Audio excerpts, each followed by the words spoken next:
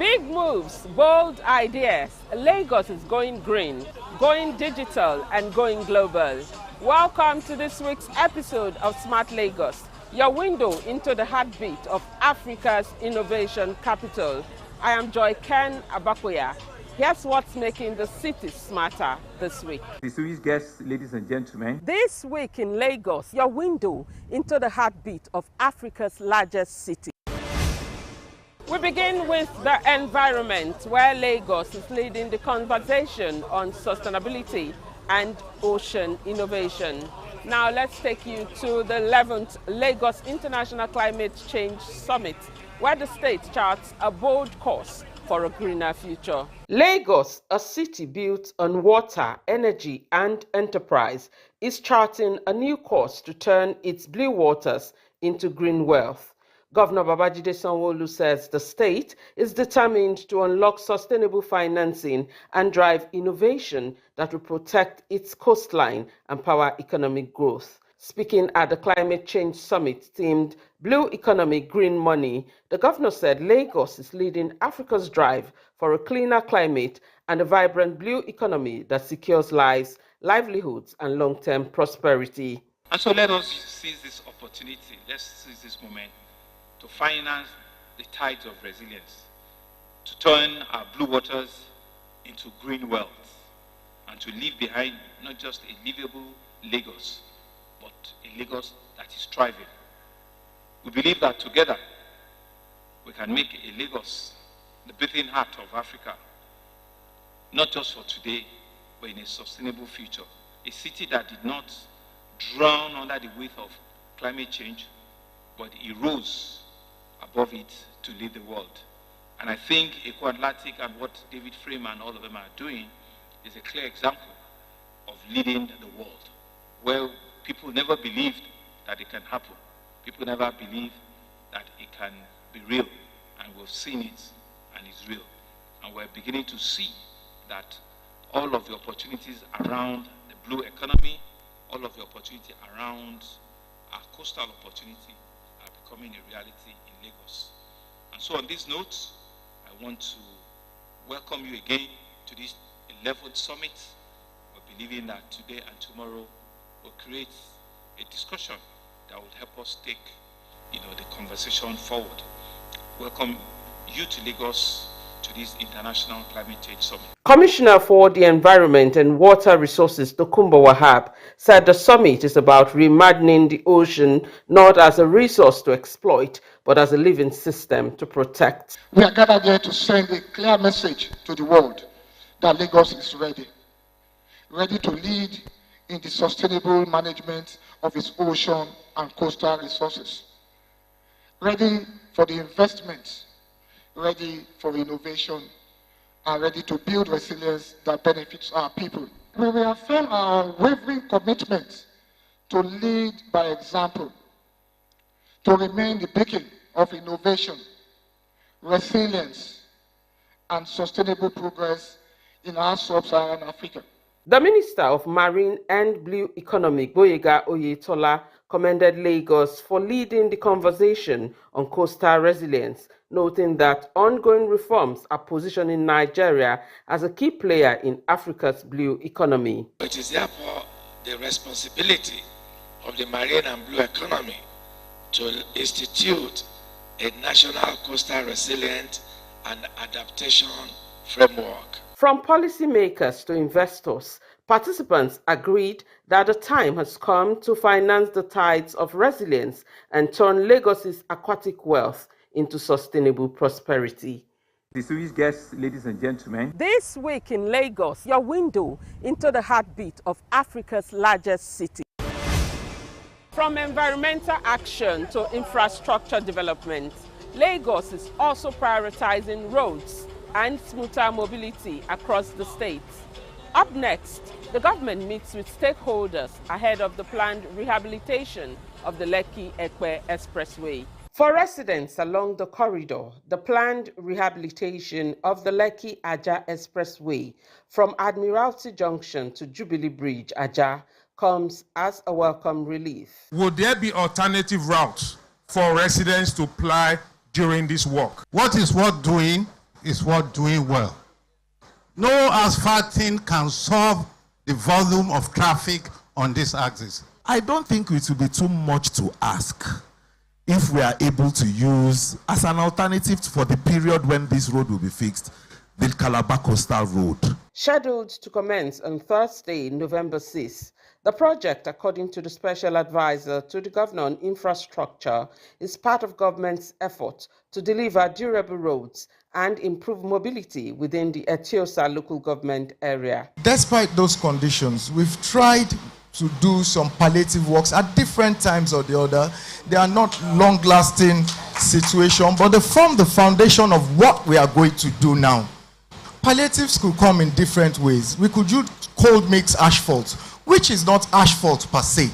It is cold mix, but it's to keep on trying to, we recognize the pains and the sufferings here, and we have to do something. As I said, it can't be done at once. So what are we talking about? A medium term.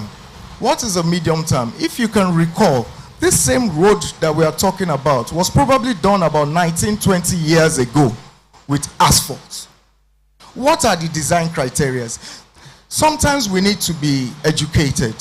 In as much as a continuous concrete road pavement is very desirable, it is not to say that an asphalt pavement would not stand the test of time after design, depending on the purpose for fit. The construction of this road will no doubt help in improving road connectivity within the axis, unlock perennial traffic gridlock with the resultant reduction in travel time along the corridor. Government officials at the stakeholders meeting sensitized residents on traffic management measures designed to ease movement and minimize disruptions during the rehabilitation period.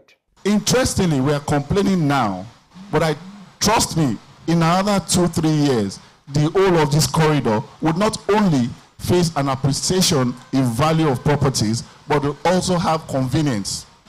What am I speaking about? The Green Line would come all the way from Marina down to Ekpe. That would take a lot of traffic off the road.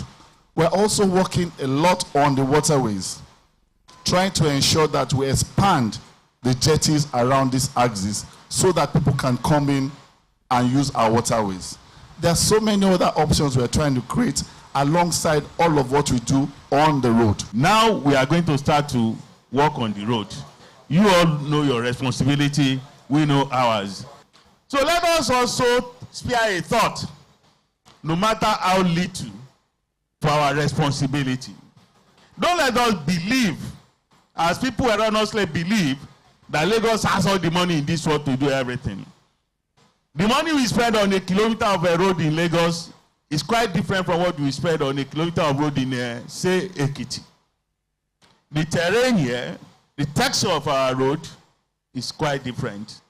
So on this note, I would like to thank all of our elders and people who have left whatever they were doing to come here today to engage with us. And I would like to assure you that what this association is doing is very good. I wish all of the other places in Lagos could have a platform as active as yours so that government can be engaged and we can come and listen and they too can engage us. But within these 4, 6, 8 months that this will take, let's try and live well and abide, by the laws of the land, so that before we know it, this place will be very, very motorable for everyone, and we will enjoy it. Our promise as Lagos State House of Assembly is we are your people, and we will make sure that this is done within the quickest time. I will make sure funds within the assembly point of view are released to our people so that they can execute their work. The state government is appealing to commuters to exercise patience and cooperate with traffic officials, assuring that the temporary inconvenience will pave the way for a safer and smoother road. The project is expected to be completed early next year. Distinguished guests, ladies and gentlemen. This week in Lagos, your window into the heartbeat of Africa's largest city. Beyond physical development, the state is reinforcing social protection to safeguard its most vulnerable citizens. the children. Let's hear how Lagos is training over 10,000 safeguarding officers to strengthen child protection and ensure safer schools. At the policy review of the Lagos State Safeguarding and Child Protection Program, Executive Secretary of the Domestic and Sexual Violence Agency, Titilola Vaivo Adeniyi, said the training aims to prevent abuse and ensure a quick and compassionate response when harm occurs. She reaffirmed government's commitment under the Themes Plus agenda to protect every child in the state. Please, let us be our brothers and sisters in time. Injury to one is injury to all. That's my own motto. I'm a mandated reporter. I epitomize who a mandated reporter is. I see something, I say something, I do something. I want to encourage all of us to be mandated reporters. That's not to say that after this training now, you see somebody who entered to open your neck. Miss Lola said I'm beating you. No. But please, let our index of suspicion be up. And see, notice this. Normally there will be a change in behavior. High flyer, bubbly. In fact, if she comes in like this, you will know that somebody else. She is in the building. All of a sudden, she's withdrawn. Please, it may just be, how are you? What's wrong? If ever you want to speak, you have a listening ear. But the question is, are you a safe space? Thank you. Are you a safe space? A safe out? Are you? Or will you use the story for cheese? Yes. Oh, come on here. It's not only my ears that we hear this. Can you imagine me that was even thinking, God when, God when. Look at what's happening to them. Please, let's be wary of that.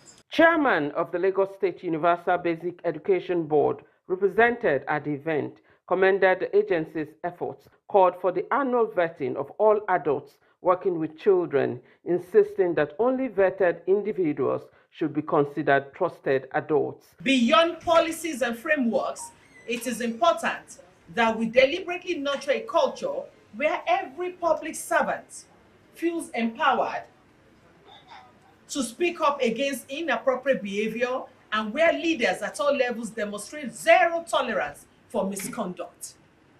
Some people wonder why the younger ones are around me. Because they have trust in me. When they come to me that Mr. So-so-so did this, Mr. So-so-so said, or he gave me a lift and then touched my laps, I dealt with them. Some, we saw them through the gates of Alausa. And you know what that means? When someone says, Mafi gate, we needed to let them go. Because we don't need beasts amongst human beings. You are to protect them because you have your own daughters, you have your own sons. We used to say just daughters, but the boys too get molested. Several have complained when their tutors or their teachers, or their teachers will tell them to do some inappropriate things. Female teachers harassing the younger boys. We need to be awake, we need to be alive. Everything you learn in the workplace, you must transcend and take it home to protect your younger ones. If you know any colleague at work, all right, that is a victim of sexual violence, okay, even if the person is not willing to come out, try and help them to escalate. The reason is because you are not just trying to protect one victim, you are trying to protect every other potential victim if we don't curb this menace. Stakeholders agreed that sustained collaboration and accountability remain vital to keeping children safe from abuse and neglect. Distinguished guests, ladies and gentlemen. This week in Lagos, your window into the heartbeat of Africa's largest city. In the political space, the ruling All Progressives Congress is embracing digital transformation. Governor Babajide Sanwo-Olu leads the charge as he flags off the APC e-membership registration exercise in the Southwest. It was a gathering of key party leaders as the All Progressives Congress rolled out its e-membership registration exercise for the Southwest Zone. The Train the Trainer workshop hosted in Lagos brought together members of the APC National Working Committee, led by the National Secretary, Senator Bashiru Ajibola, along with state chairmen, secretaries, and zonal executives from across the 6 Southwest states. Representing Governor Babajide Sanwo-Olu, Lagos Deputy Governor Obafemi Hamzat described the exercise as a critical step toward building a data-driven political organization. It's important. We must be able to know who are the members of our party. Where are they? It's not just when the election is coming that we'll be running all over the place. We must know so that we can even synchronize. We can hear from them during governance what is happening in your area. How are we doing? Are we meeting the expectations of our people? It's the only way to do it. So those of us that have this responsibility, we thank you. It's a great job that you have. I pray that you do it well. But we must do it well. Because it is to allow us to be able to even manage everything that we have. So what we are doing is to make sure that we're able to count, aggregate, and say, okay, this is how we need to move as a political party. Political parties, as we know, are formed to run countries. We are lucky. We have a president that understands data. Surgeries are never easy. If somebody breaks a leg and you do surgery, it will be painful. So the president has done the surgery, is healing now, and we are seeing the results. We are seeing the result because he knows and he was focused when everybody was scheming. So the effect of that re-engineering is showing. And if we keep at it, the effect is still a lot. Because now manufacturers are saying, banks are now calling manufacturers, do you need dollars? Before, you have to go and beg. You have to lobby to get that dollar. Now they are calling.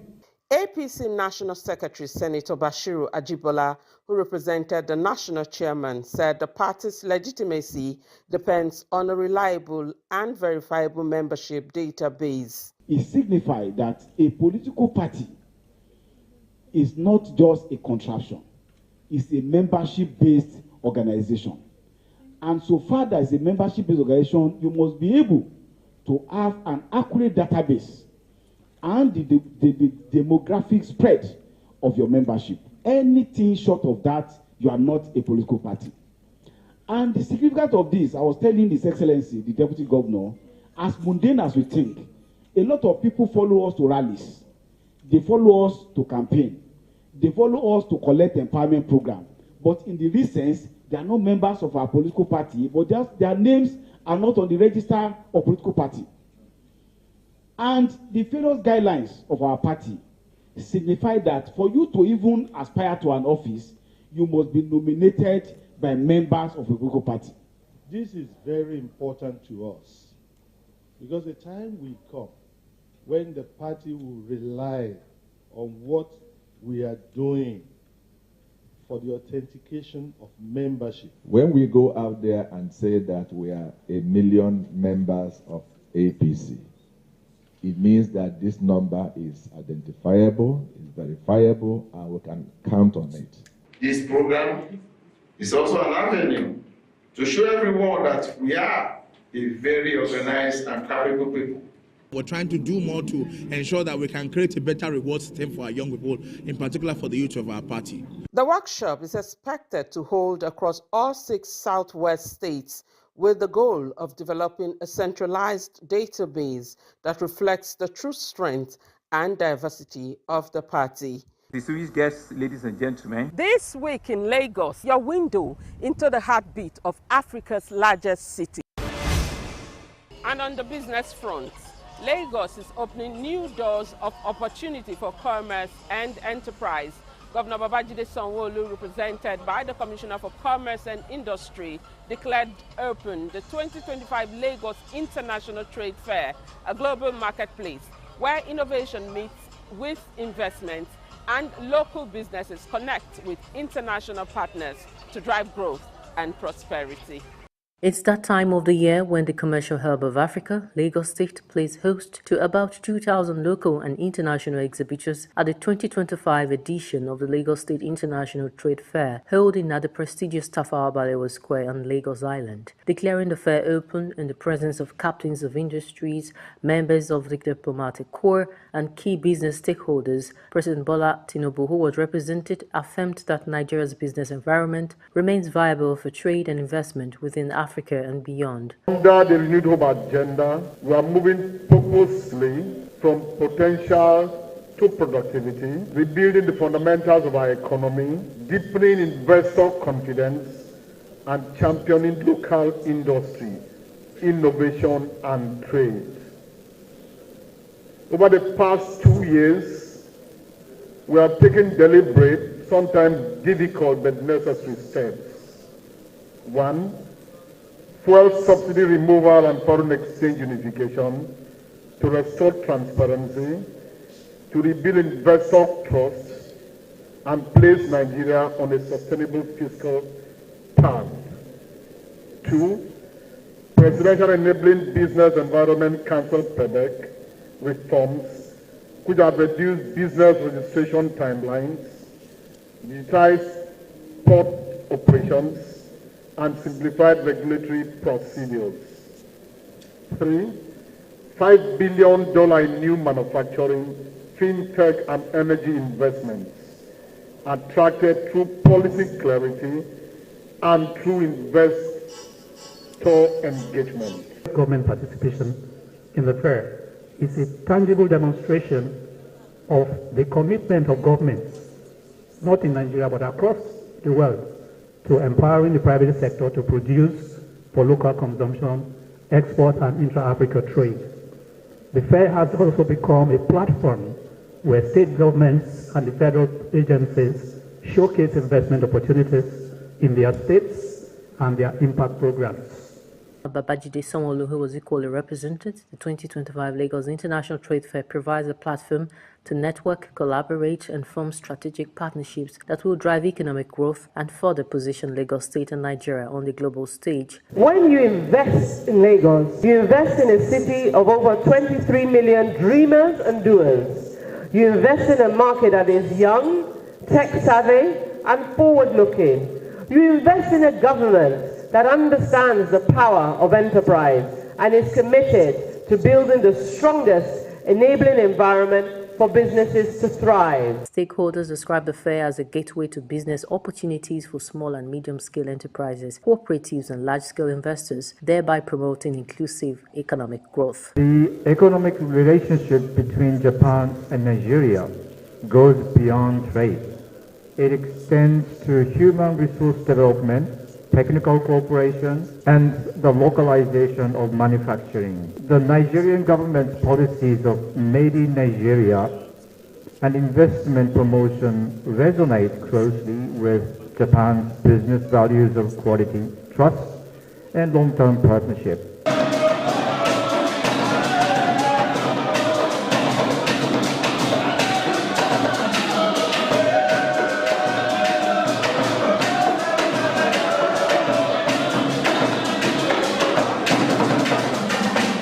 The 39th edition of the Lagos International Trade Fair with the theme Connecting Business, Creating Value runs at the Tafawa Balewa Square from the 7th to the 16th of November 2025. And that's the program for this week.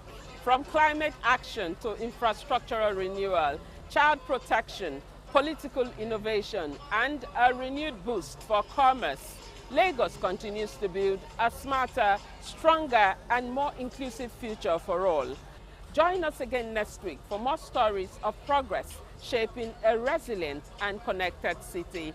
Thanks for watching. I am Joy Ken Abakoya. Remember, a safer Lagos begins with you. Stay safe.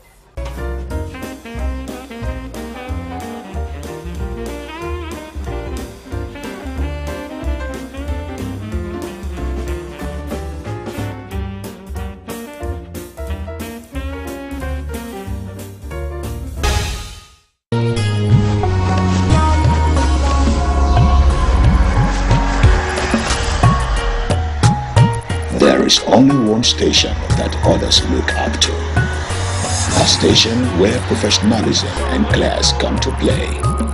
So in whatever we do, be it news, sports, politics,